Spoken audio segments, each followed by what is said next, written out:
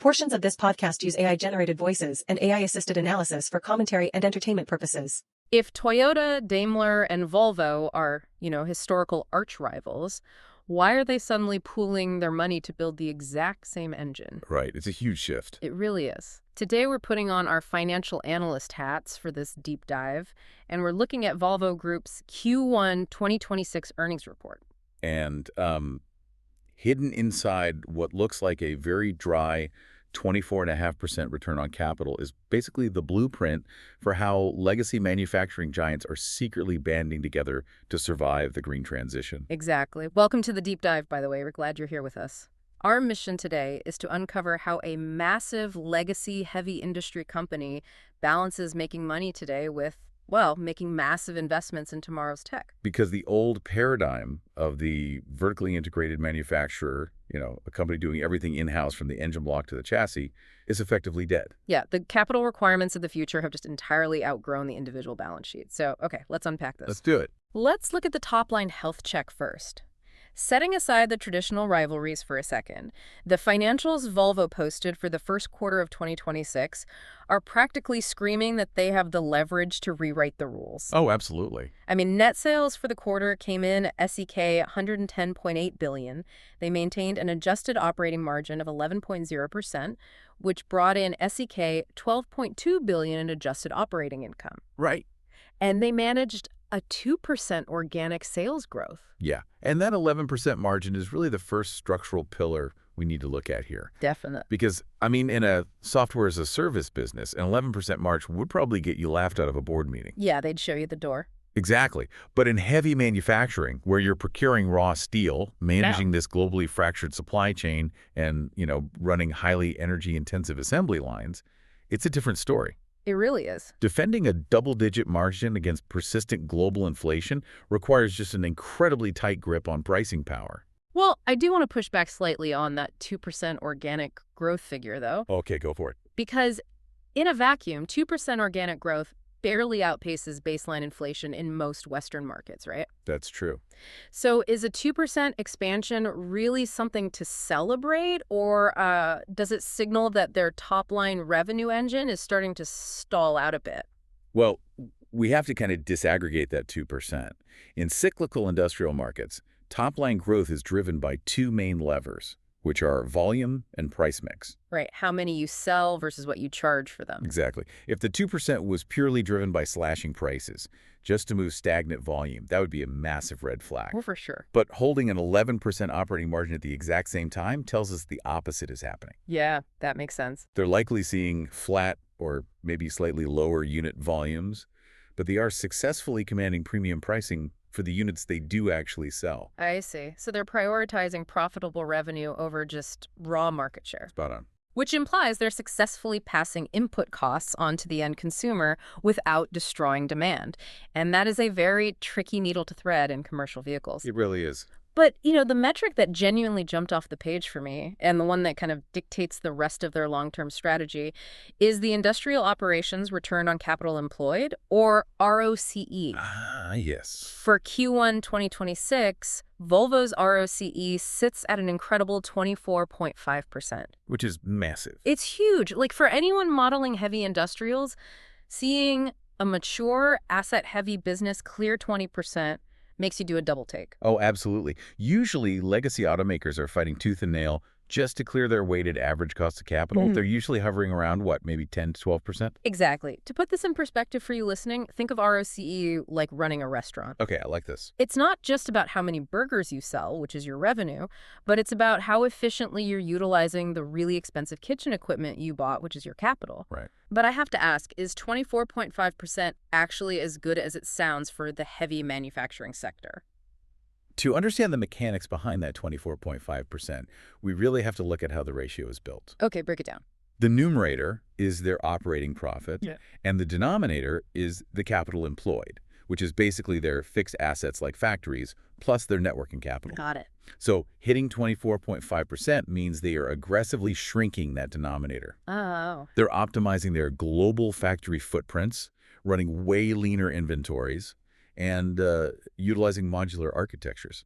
So by sharing core components across different truck platforms, they drastically reduce the amount of bespoke tooling and specialized inventory just sitting idle in warehouses. Exactly. This financial bedrock is exactly what provides Volvo with the war chest they need to fund the green transition. Okay, so they avoided the supply chain bullwhip effect that caught so many other manufacturers holding bloated inventory as post-pandemic demand normalized. Yes, they did. However, I have to play the skeptic here for a second. Well, please do. In financial analysis, an abnormally high ROCE can sometimes serve as a warning siren, right? It definitely can.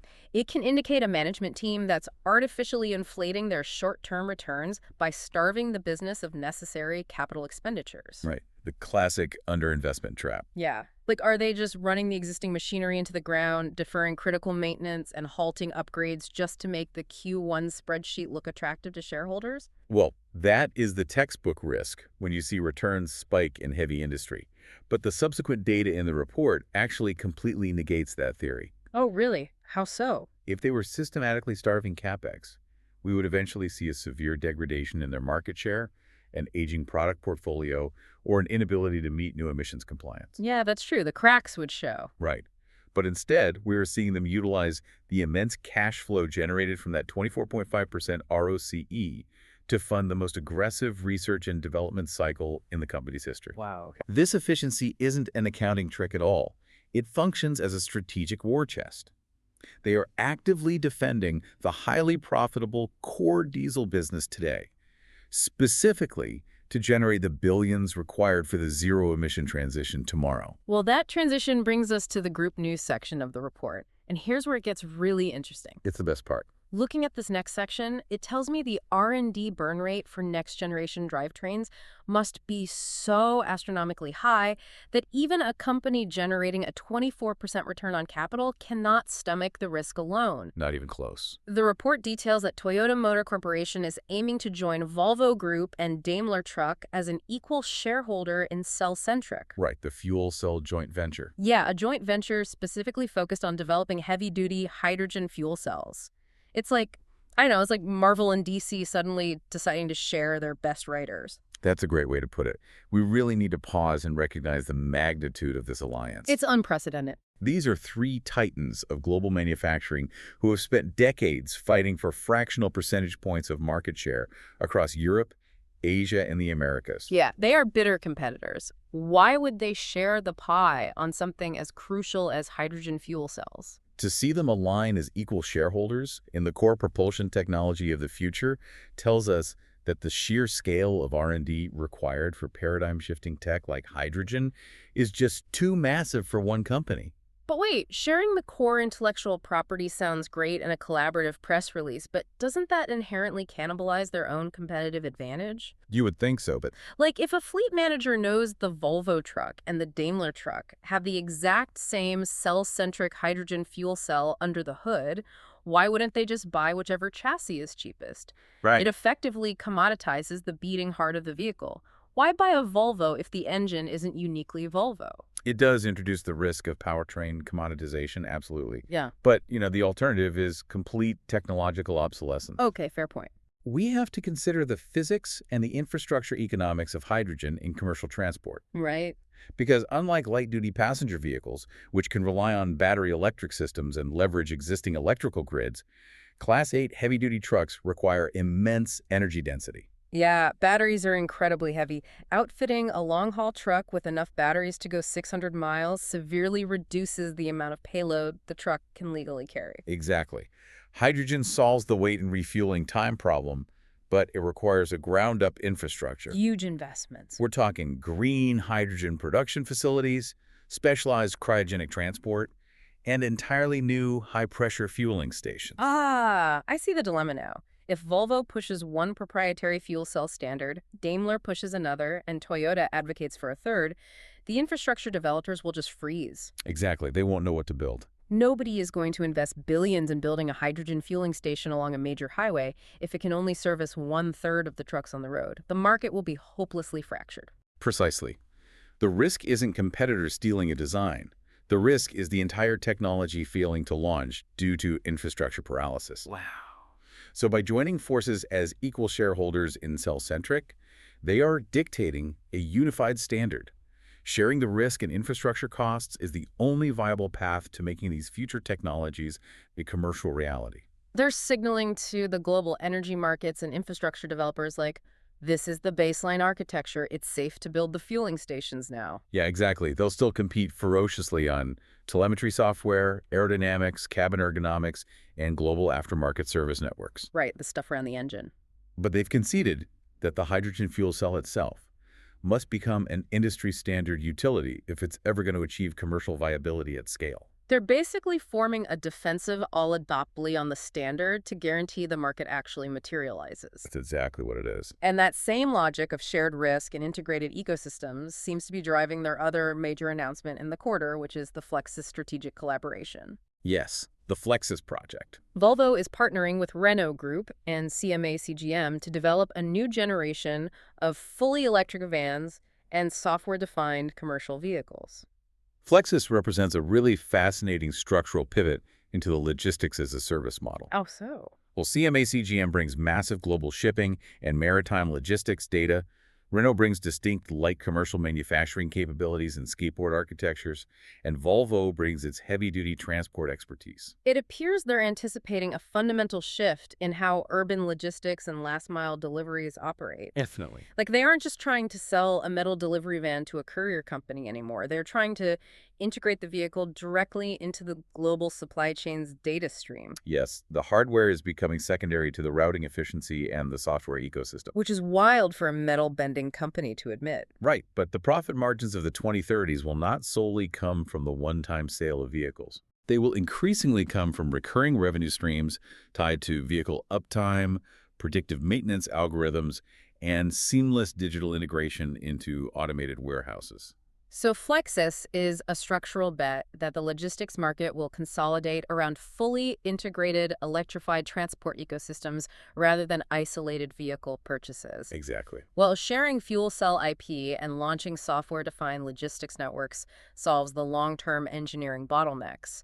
But funding those massive joint ventures requires billions in liquid cash today. It sure does. To see if Volvo actually has the cash runway to sustain these speculative bets, we have to pivot from the experimental labs back to the ground truth, the dirt-moving side of the business, which is construction equipment. Right, because if the core industrial engine sputters, the R&D funding for cell-centric dries up overnight. Exactly. And construction equipment, or CE, functions as a highly reliable leading macroeconomic indicator, doesn't it? It absolutely does. The capital outlay for articulated haulers, large-scale excavators, and wheel loaders is just massive. Yeah, these aren't impulse buys. Right.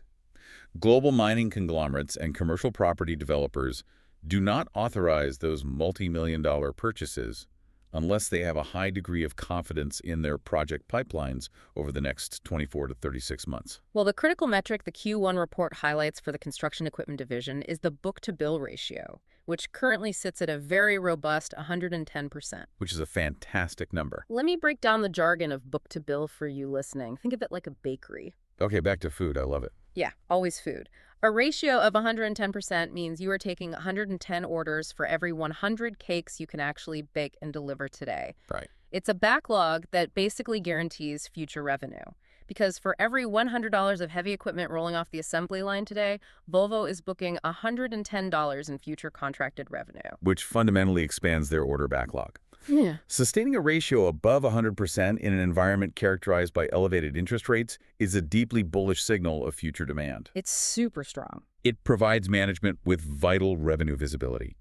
When the executive team sits down at the cell-centric board meetings to authorize the next billion-dollar R&D phase, that 110% book-to-bill ratio acts as a mathematical guarantee that the incoming cash flows will be sufficient to cover the expenditure. But, when we dissect that 110% aggregate demand geographically, the 2026 market forecasts for construction equipment reveals some severe regional fracturing. Yeah, it is absolutely not a uniform global boom. Not at all. Volvo projects the North American CE market to be somewhere between -5% and +5%, essentially flatlining. Right. China is forecasted in that exact same flat range of -5% to +5%. Meanwhile, Europe is forecasted to grow anywhere from 0% to +10%. We really have to connect those localized forecasts to the broader macroeconomic picture in each region. Let's do it. Let's start with North America. A flat forecast there reflects the structural lag of aggressive monetary policy. As central banks have held interest rates higher for longer to suppress systemic inflation, the cost of financing a multi-million-dollar fleet of construction machinery has skyrocketed. See, I would actually challenge that flat projection for North America, though. Oh, why is that? With the massive influx of federal capital from the U.S. infrastructure bill and various reshoring initiatives for semiconductor manufacturing, shouldn't the North American heavy equipment market be booming right now? In theory, yes, you're totally right. The federal appropriations are historic. However, the transmission mechanism of that capital into actual equipment orders is currently jammed by the cost of capital. Ah, the interest rates. Exactly. Private contractors are looking at the yield curve and their borrowing rates, and they are inherently pausing large-scale commercial real estate and infrastructure projects to wait for more favorable financing conditions. That makes total sense. The government stimulus provides a floor, which prevents a deep recession in the sector, but the high interest rates cap the upside, resulting in that flat -5% to +5% projection. Okay, that dynamic is really clear. And the flat projection for China tells a completely different macroeconomic story. That's a little different. Their central bank isn't fighting inflation in the same way, but they are undergoing a massive, agonizing pivot away from debt-fueled residential real estate development. Right.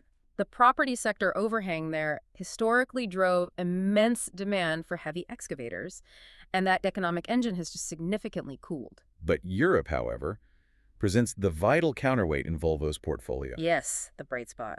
A projection of up to 10% growth in an otherwise cautious global environment points directly to the impact of aggressive fiscal stimulus and regulatory mandates. Like the Green Deal. Exactly. The European Union's structural funds and the broader Green Deal initiatives are forcibly injecting capital into renewable energy infrastructure.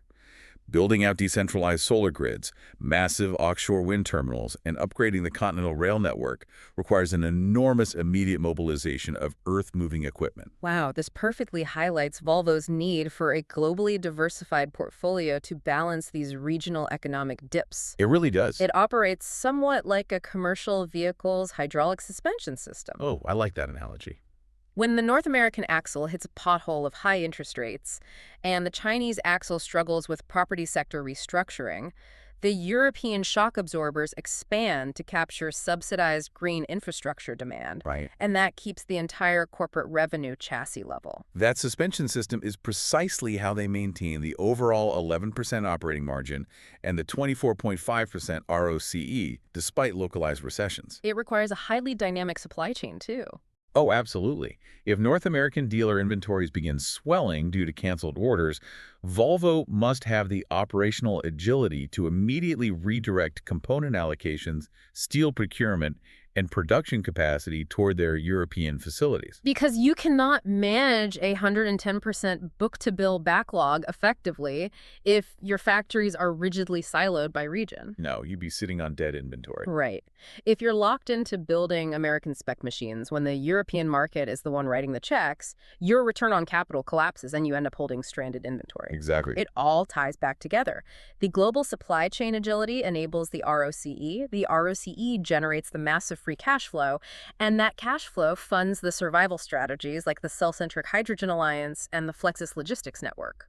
We're observing a legacy industrial giant actively dismantling its own historical business model, that vertically integrated diesel monopoly, to secure a foothold in a decentralized electrified future. Yeah, they recognize that the barriers to entry for zero-emission technology are insurmountable for a single entity. They really are. So what does this all mean? To bring all of this into focus for you listening, the Q1 2026 earnings report is far more than a ledger of heavy machinery sales and quarterly margins. Right. Volvo is successfully pulling off a tricky corporate maneuver.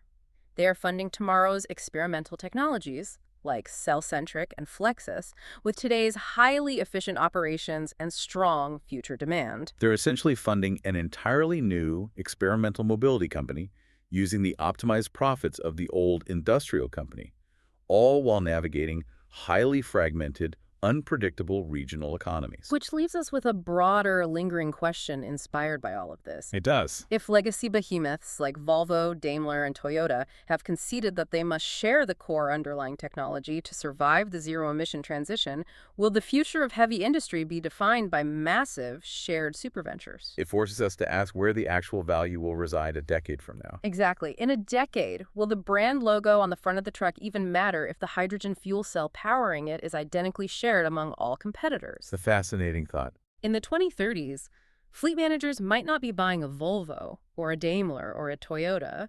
They might just be buying a different aerodynamic wrapper and a slightly different software interface layered over the exact same beating heart. The insular monopolies of legacy manufacturing aren't just adapting. They're merging into a massive, interconnected technological fleet. Keep an eye on the structure of those joint ventures the next time you see an earnings report cross your desk. Thanks for joining us on this deep dive.